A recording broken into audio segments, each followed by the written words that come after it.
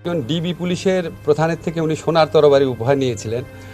তো আমার তখন খুব অবাক লেগেছিল, ছাত্রলীগের কাছ থেকে চিফ জাস্টিস হওয়ার পর ফুলের শুভেচ্ছা নিয়েছেন। অন্তর্বর্তীকালীন সরকারের উপদেষ্টা ও আইন মন্ত্রণালয়ে দায়িত্ব পেয়েছেন আসিফ নজরুল। আজ শনিবার আসিফ নজরুল সকালে এক সংবাদ সম্মেলনে বলেন, প্রধান বিচারপতি হওয়া সত্ত্বেও তিনি ছাত্রলীগের কাছে থেকে ফুলের তোড়া নিয়েছেন। তিনি আরও জানান, প্রধান বিচারপতি হওয়ার পর তিনি ডিবি হারুনের কাছে থেকে একটি সোনার তরোয়াল উপহার পেয়েছিলেন, যেটি ছিল পুরোপুরি আইন বিরোধী একটি কাজ।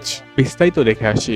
আমি এই ব্যাপারটা যতটুকু জানি যে আমাদের একটা সুপ্রিম কোর্টের যে প্রধান বিচারপতি এখন আছেন, উনি একটা ফুল কোর্ট মিটিং ডেকেছিলেন। তো এটা আপনার ছাত্র জনতার পক্ষ থেকে আমি একটা স্ট্যাটাস দেখেছি, আসিফ মাহমুদ বলেছে যে এটা কারোর সাথে কনসাল্ট করে নাই উনি, এটা যেভাবে ডেকেছেন এটা মনে করা হচ্ছে যে এটা একটা যে স্বৈরাচারী পরাজিত শক্তি ছিল তাদের পক্ষের একটা মুভ, আমি যতদূর মনে করতে পারি। তো আমি এই ব্যাপারে কমেন্ট করার আগে কয়েকটা কথা বলতে চাই। দেখেন, আমাদের প্রধান বিচারপতি অত্যন্ত শ্রদ্ধেয় উনি, তো ওনারা কিছু ব্যাপারে তো প্রশ্ন ছিল, বিশেষ করে যখন এই আন্দোলনটা হচ্ছে তখন উনি প্রশ্ন করেছিলেন আন্দোলন করে কি রায় পরিবর্তন করা যায় কি না। এটা নিয়ে মানুষ আপনার ভালোভাবে নেয় না জিনিসটা। এছাড়া একটা ব্যাপার ছিল খুব দুঃখজনক, সেটা হচ্ছে উনি ছাত্রলীগের কাছ থেকে চিফ জাস্টিস হওয়ার পর ফুলের শুভেচ্ছা নিয়েছেন। তো এটা তো আমার কাছে ব্যক্তিগত অভিমত হচ্ছে এটা কোড অফ কন্ডাক্টের লঙ্ঘন ছিল, এবং এটা খুব ভালো একটা ইমপ্রেশন দেয় না। এবং উনি ডিবি পুলিশের যে প্রধান হারুন, যার নানান আপনার কি বলবো তার সম্পর্কে নানান প্রশ্ন রয়েছে, এবং উনি আমাদের এই ছাত্র আন্দোলনের সমন্বয়কদেরকে ধরে নিয়ে নির্যাতন আটকে রাখা এটার মূল ব্যক্তি ছিলেন। তো ওনার কাছ থেকে উনি একজন ডিবি পুলিশের প্রধানের থেকে উনি সোনার তরবারি উপহার নিয়েছিলেন। তো আমার তখন খুব অবাক লেগেছে। খামেরা তো দাগ হয় কিভাবে? এই যে ভাবি, দাগও যাবে রাগও যাবে, নিন চাকা সুপার হোয়াইট। এবং উনি বিদেশে গেলে বিভিন্ন আওয়ামী লীগের যে নেতৃবৃন্দ আছেন ওনাদের বাসায় থাকেন। তো এইসব কারণে এমনি তো ওনাকে নিয়ে কন্ট্রোভার্সি ছিল।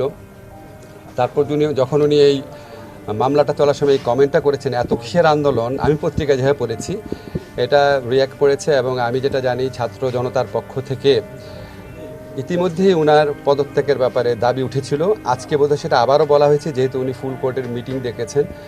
তো এটা একটা অনভিপ্রেত ঘটনা, এই ধরনের অনভিপ্রেত ঘটনা না ঘটলেই ভালো।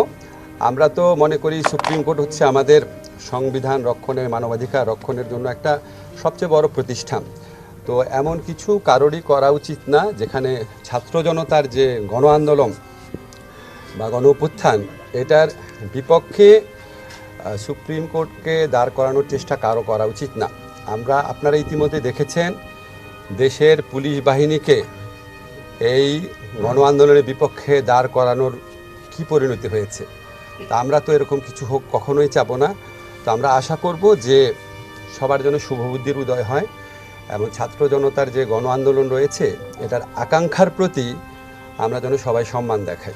খবরের প্রতিবেদনটি আপনাদের কাছে কেমন লেগেছে তা অবশ্যই আমাদেরকে কমেন্টের মাধ্যমে জানাবেন। ভিডিওটি ভালো লাগলে লাইক করবেন এবং বন্ধুদের শেয়ার করবেন, সেই সাথে সাবস্ক্রাইব করে পাশে থাকা বেল আইকনে চাপ দিবেন।